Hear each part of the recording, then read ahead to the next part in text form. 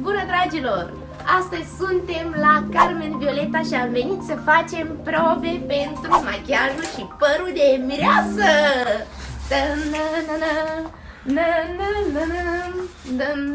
Iar acum luăm o pauză pentru cafeluță și vreau să vă reamintesc, dacă este pentru prima oară când mă vedeți aici pe YouTube, nu uitați să vă abonați la acest canal, să dați like la acest video și vă aștept în comentarii. Spor la cafeluță!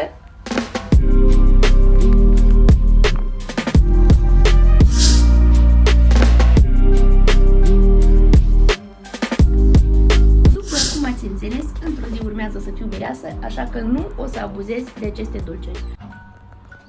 Mulțumesc mult! Mai înainte de toate, Carmen, voiam să-ți spun că eu cred, e părerea mea, că mă avantajează un machiaj natural. Așa că, chiar și în ziua nunții mele, mi-aș dori ceva natural să mă avantajeze și să-mi dea așa o senzație de ușoară. Sigur că da. Facem un machiaj foarte lejer, natural, dar în același timp luminos. Da. Da? Să radiezi că este ziua ta cea mai specială din viață.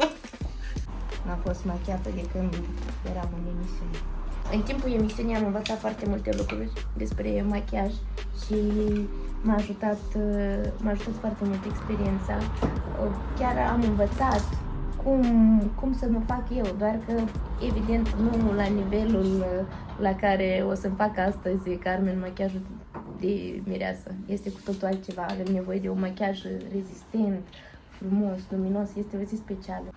Folosim apă termală, da? Și să demachiem bine tenul înainte să-l pregătim.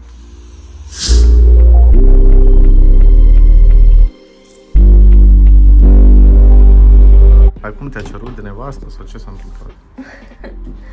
Nu vreau să dau detalii la ce s-a întâmplat între mine și Ionuț, dar faptul că eu sunt acum aici, cred că spune foarte multe lucruri. Ionuț o să vadă acest vlog pe YouTube și o să se gândească, vai, oare cât o să mă coste treaba asta? Produse de calitate. Bine, ca să știți, în emisiune noi făceam totul foarte rapid. Acolo era vorba despre machiaje în 10-15 minute, unde cel mai mult conta să ne valorizăm cumva trăsăturile și să ne evidențiem acolo la TV. Dar pentru machiaj de mireasă este necesar mult mai mult timp și produse cât mai bune.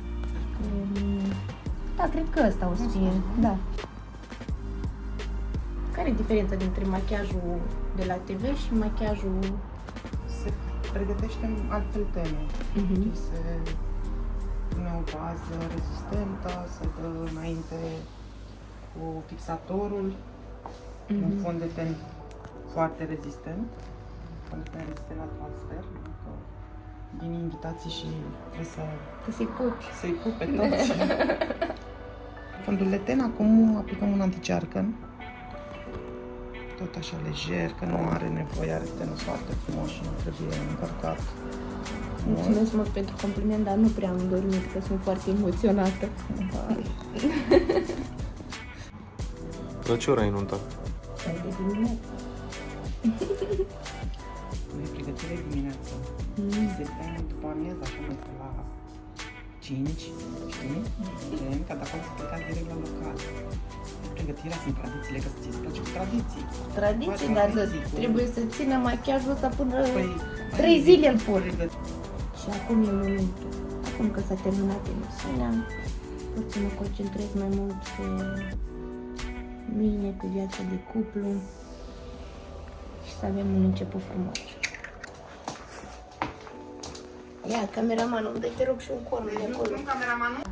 Îți mulțumesc mult, Carmen, pentru tot ce m-ai învățat în acești 2 ani în emisiune și pentru ceea ce faci pentru mine acum. Cu drag, să fii fericită tot ce-ți dorești. La mulți ani! La mulți ani! Ce? Ai business class? 5 stele? Mai nu știu, e bine. Eu cred că așa cucerește Carmen clientele, le relaxează și după ele sunt sincere și spun cu adevărat ceea ce își doresc. E suc de struguri. Pun iluminator.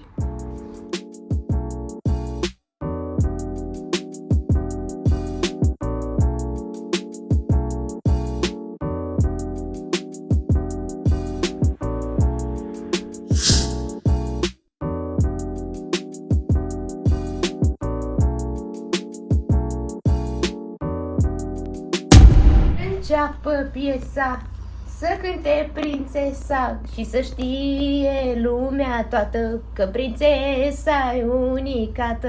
Eu fac prezența, tu faci diferența, îmi lipsește concurența. Am valoare mare, am mare valoare, sunt din cap până în picioare. Conturez. Conturăm.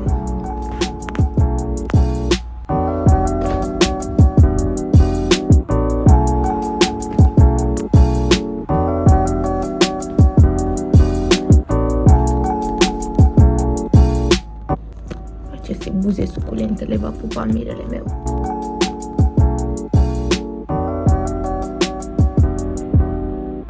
Pregătesc părul, extensiile. Împart părul acum să atașez extensiile. Mie îmi place să fiu cu cărarea pe mijloc. Da, și vom încerca tot valuri. Se poartă și anul ăsta valurile. 2024.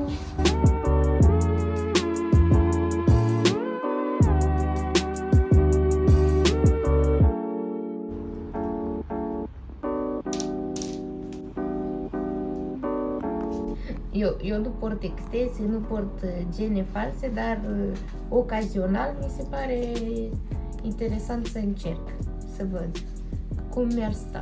De ce nu? O viață avem. Mie îmi place să fiu cât mai naturală posibil, dar realizez că este o zi importantă și... Coafeza-și face de cap.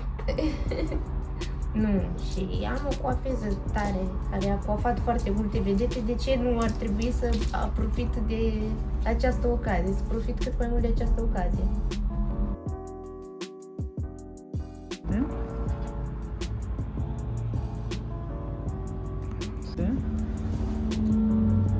Măi, dai mult. E foarte mult. Nu știu dacă mi se potrivește. Eu niciodată nu am purtat extensii atât de mari de gene. Chestii gene false nu e pentru mine. Scoatem carne, scoatem.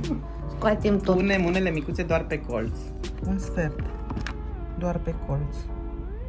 O să-mi pun genuții acum, dar o să le pun foarte mici pentru că extensiile mari de gene nu cred că mă avantajează și mi se pare că încarcă prea mult machiajul, sincer.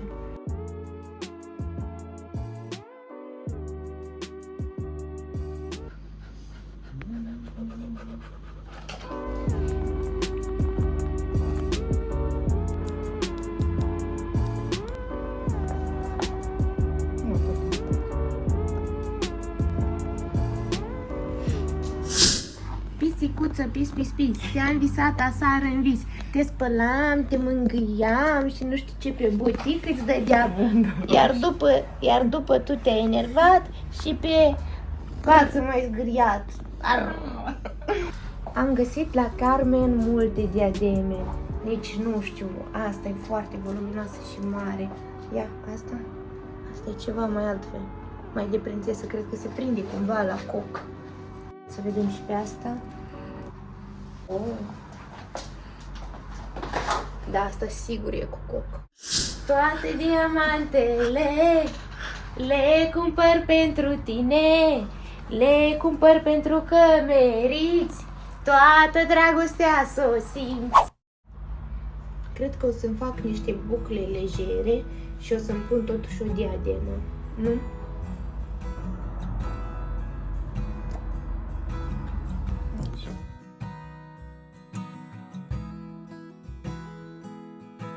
Și mirisică drăguțică, tot acest timp în spatele meu a fost această rochiță de mirisică drăguță pe care abia aștept să o probez. Și o punem imediat. E gata, mireasa, rămâne să facem părul.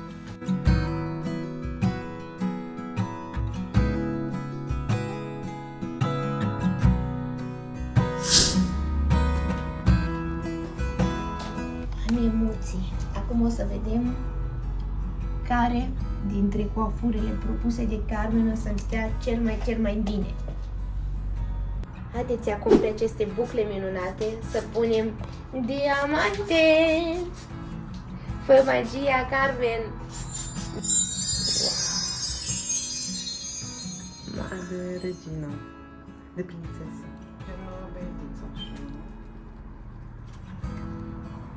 Asta ți-a făcut cu ochii, Da. de cum a intrat.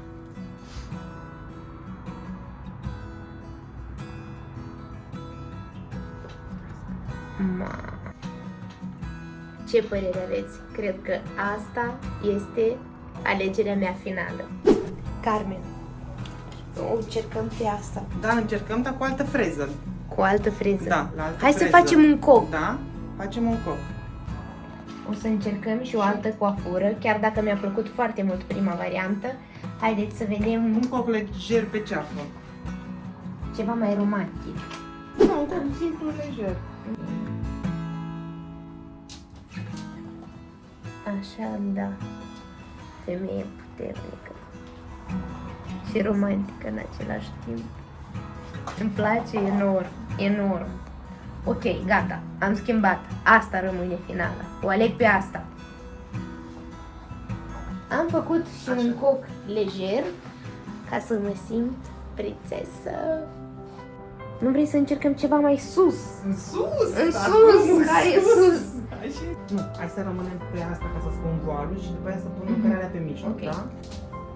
Dragilor, nu știu dacă ați observat, dar eu ador cărarea pe mijloc, așa că probabil asta este unica chestie sigură care chiar va rămâne în coafura mea finală.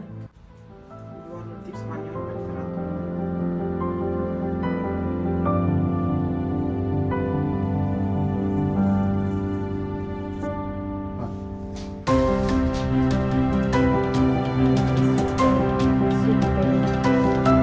Cred că o mireasă, da, trebuie să poarte voal, neapărat.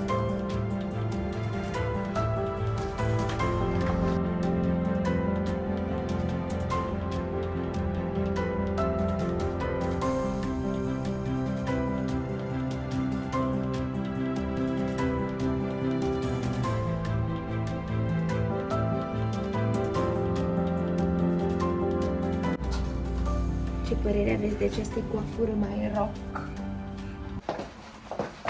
Nu așa. Nu, picioarele rezistă. Și dacă fac așa... Oricum, mie mi s-a recomandat un coc. Un coc care rezista cel mai mult, un păr prins, o coadă frumoasă, elegantă. Dar dintre toate, nu știu pe care o voi alege. Cumva până în ziua X, despre care veți afla pe rețelele mele de socializare, vă las aici Instagram-ul și TikTok-ul meu. Până atunci, o să aștept părerile voastre în comentarii. Vreau să aflăm care dintre aceste coafuri mă prinde cel mai bine. Vă rog frumos să mă ajutați aici în comentarii. Alegeți dintre coafura numărul 1, 2, 3 sau 4. Pe așa să ți-o propun eu și pe a cincea, fiindcă este un accesoriu foarte drăguț. Să începem! Ia.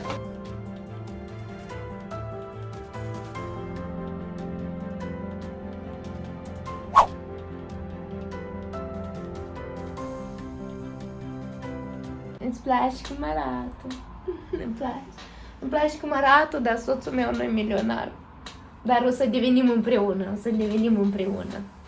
Carmen, susținătorii mei, acum în comentarii aleg coafura și dau sugestii la machiaj.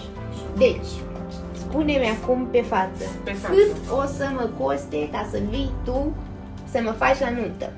Pentru tine, 1000 de euro. Noi ne-am înțeles altfel, că tu o să spui altceva. Spui să te invit la nuntă. Încă o dată, dubla 2. Deci cum zic? Dubla 2. Carmen, acum pe față, cât o să mă coste jobul tău la nunta mea? Serviciile mele, Servicii. invitația la nuntă. Wow. Vin cu cel mai mare drag și cea mai mare plăcere. Mulțumesc mult de suflet. Ce bine e. Cât eu mă relaxez, aștept să alegeți coafura favorită în comentarii. Mulțumesc că ați rămas până între acest punct. Ne vedem în viitorul vlog. Așa.